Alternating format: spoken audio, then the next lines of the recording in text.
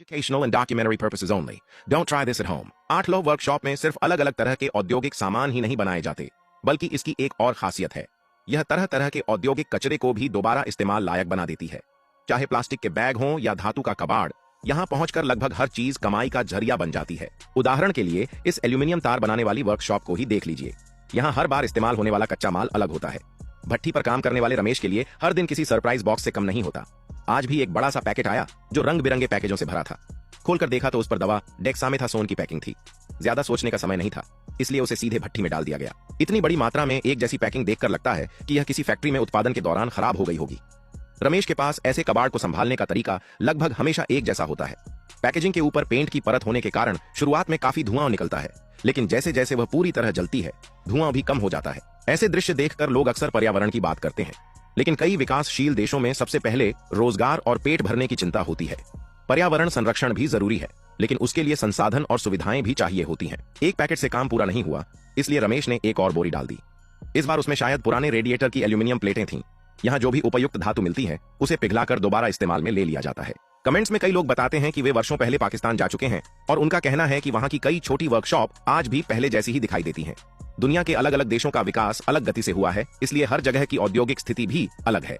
ऐसे छोटे कारखाने आज भी कई इलाकों में रोजगार का महत्वपूर्ण साधन बने हुए हैं। कुछ देर तक लगातार चलाने और मिलाने के बाद एल्यूमिनियम पूरी तरह पिघल गया।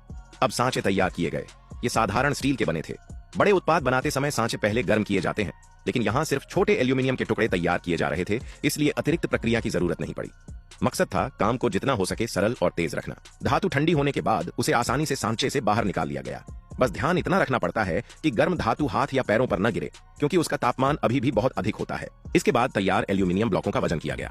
ऐसी फैक्ट्रियों में अक्सर मजदूरी उत्पादन के हिसाब से श्रेडर से निकलने वाला प्लास्टिक कन्वेयर बेल्ट के जरिए वॉशिंग टैंक तक पहुंचता है, जहां उसकी अच्छी तरह सफाई होती है।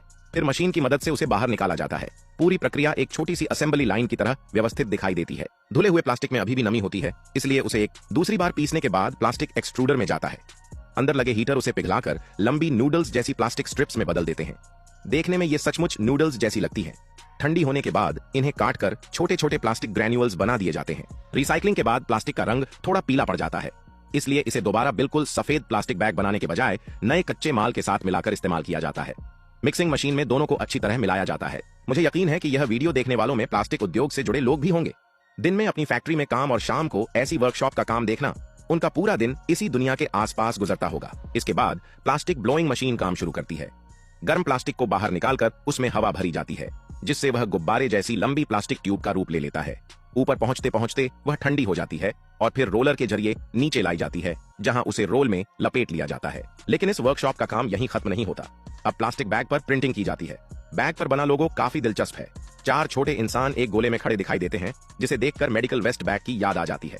इसके बाद रोल को अगली मशीन पर लगाया जाता है।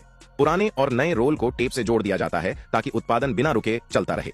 फिर मशीन हैंडल के लिए कट लगाती है और आखिर में हर बैग को अलग अलग काट देती है। अब सामने की तरफ लिखा अंग्रेजी टेक्स्ट साफ दिखाई देता है। उसे देखकर लगता है कि ये शायद जूते पैक करने वाले बैग हैं। ऐसे बैग को कूड़े का बैग बना देना थोड़ा अफसोस की बात लगती है। अंत में कैमरा एक कर्मचारी पर जाता है। उसने कानों में ईयरफोन लगाए हुए हैं और चेहरा थोड़ा उदास दिखाई देता है। क्या पता वह सिर्फ अपने काम में व्यस्त हो या फिर दिन भर की मेहनत के बाद बस जल्दी घर जाने का इंतजार कर रहा हो।